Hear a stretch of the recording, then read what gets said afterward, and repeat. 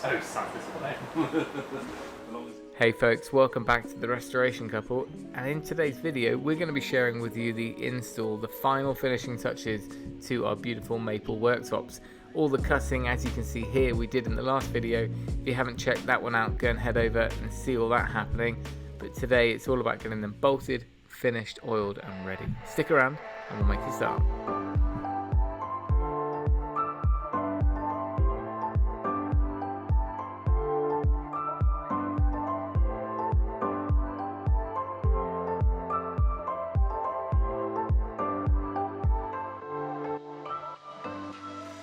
The joint is all glued up now, clamping, feels tight, and you can still see a little bit of a line. It might almost be that that's going to disappear once I sand it and do a bit more work. I'm going to try and soften this edge here just to curve it, only ever so slightly, and this curve here is visible up to this line. This is now ready to put a round over on, and I'm going to now attempt to flip the breakfast bar myself.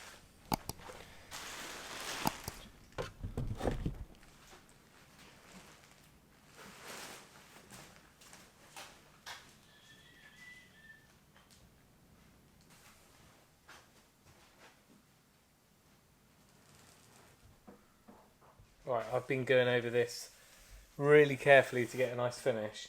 I still don't want to unclamp, declamp, unclamp this yet. Maybe another hour or two and then I will. But I really want to get this round over done so I can get one coat of oil on tonight. And then I think what I'll do is put a coat on, then bolt them together and then work on them over consecutive days to get it smooth and oiled. So I'm just finding that every now and then you just find one stave that's just a little bit rough. As soon as the sun comes out, it really is easy to spot them, and I'm just doing that by hand. Everything 240 by hand with the grain.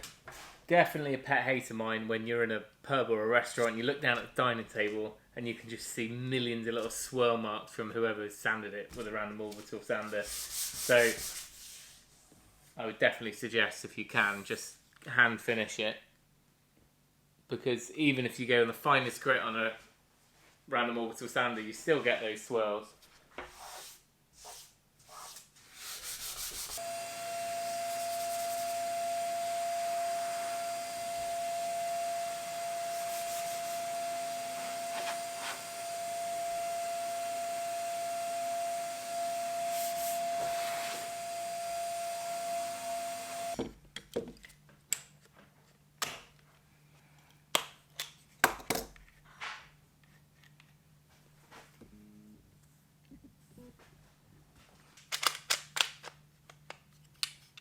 Right, I've had a little test with the router.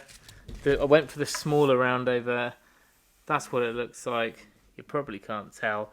And I've just run a bit of sandpaper over there. It's fine. Tiny little bit of tear out, but it just depends on these staves. Some of them just don't behave in the same way. This is a rough bit with a bit of burning on it from the sink cut out.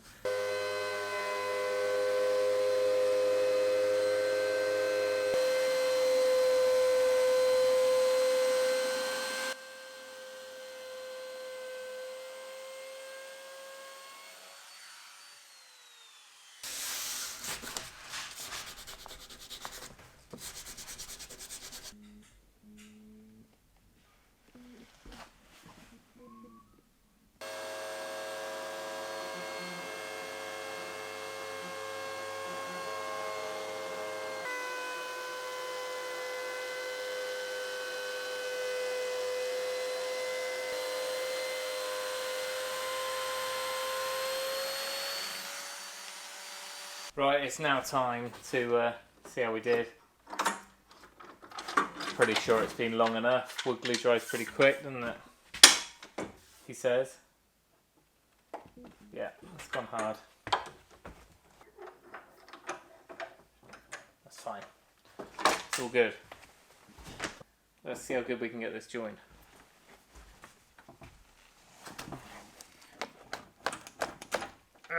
One day, one day.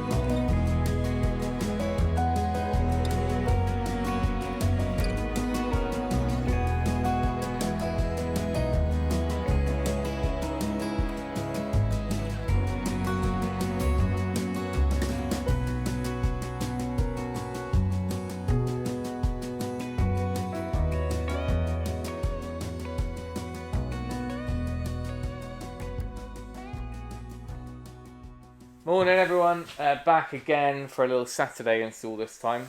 Well, it's Saturday now, don't know what time it is when the video goes up. We're going to try and get these bolted together. Dad's popped up for a few hours. I don't know why, just fancied a little jaunt out on the motorbike really. So I've even got my shorts on, so get your sunglasses on. The first job of the day is to slide this out, that across, and see if we can get them bolted as an L section over this cupboard and then slide them all in as one.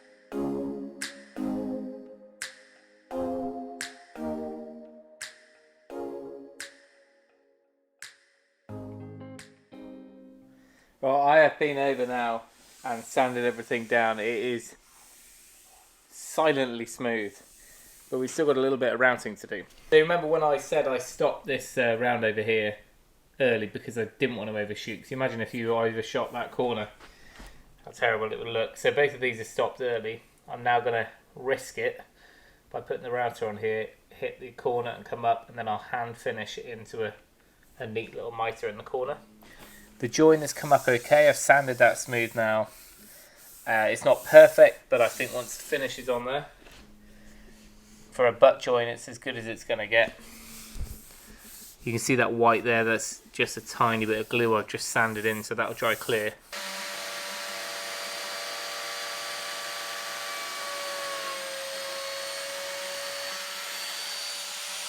A little bit of a burn mark there on the corner, but what we want to do now, make sure that our round over carries on into the corner.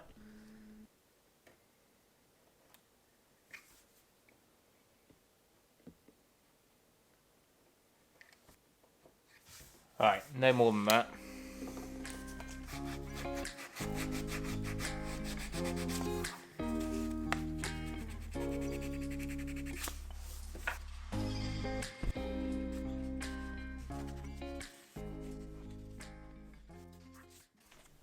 So I don't know about you, but I think that looks far better than that sort of rounded. It now looks like a neat corner. What I like to try and do is think of every single place that someone could hold it. So I can feel now that it's a little bit rough under there. And it makes sense to just do everything you can physically reach.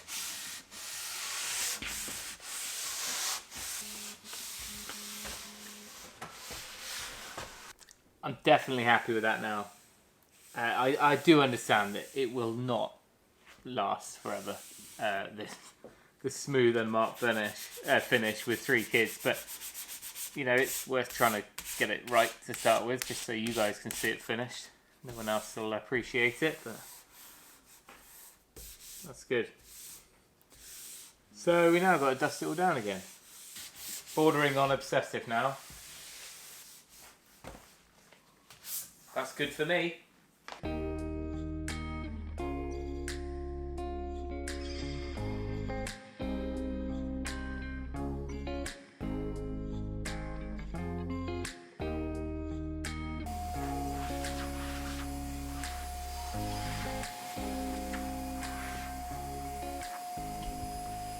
Has this been done before? I don't want to mark it with the nozzle at all, I don't have a brush attachment. This works really well.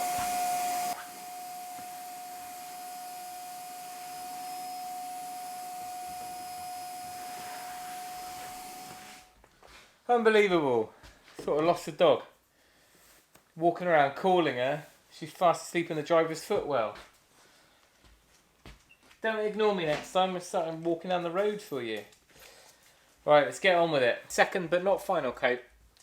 I'm going on with the same process. I'm using an old school cheap roller. I'm just going to defluff it actually. Probably a bit too cheap. It's molting a bit. But usually I just use normally a microfiber type roller and a glove, and I just use it like a pad, like something you can buy, microfiber pad. It's easy. You normally have these around anyway. When we come to the last coat, I might do something different. We'll see how this goes on. But I'm really trying to work it in. It's not just a case of painting it on, but then wiping it off afterwards. In the past, I've done that and then just got a clean piece of paper towel and just taken off the excess. That works well.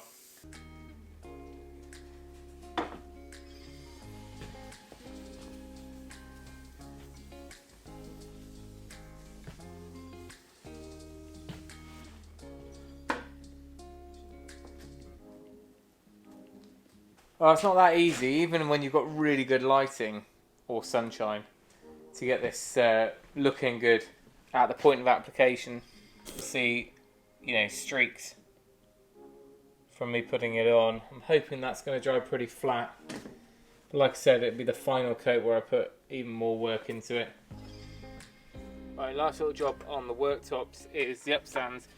These come in 18mm, and I guess they're about, 75, 80mm tall.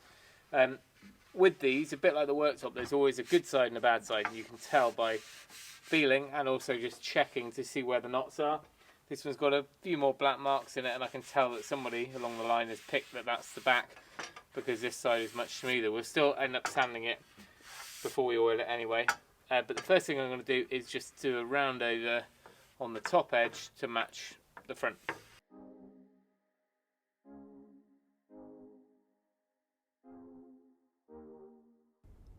So with the upstand done, I will be fitting that in the next few days, but I really want to concentrate on getting things like the plumbing sorted. So the sink's got to be dropped in, we need taps and waste all plumbed in, and of course things like the hob and the extractor.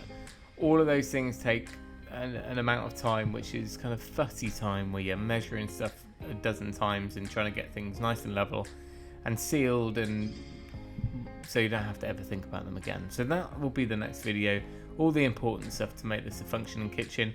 I hope you enjoyed this one. If you've got any questions on the processes, let me know. I'll put a link to the actual product we used, which importantly was the natural, the white pigmented version of the Osmo top oil, and that helped keep the maple really, really light and white rather than make it yellowy like some of the other stains and finishes you can get. Anyway, hope you enjoyed that. Thank you for watching. Remember, if you can, do it yourself, and we'll see you next time.